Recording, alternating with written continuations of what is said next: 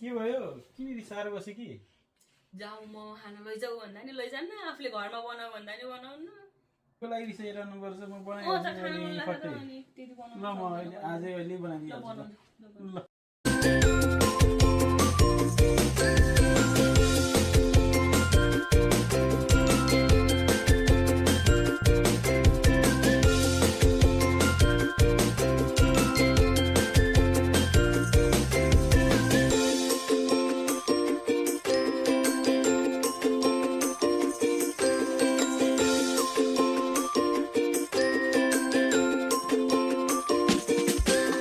बनाइसक्यो साँच्ची ल्यायो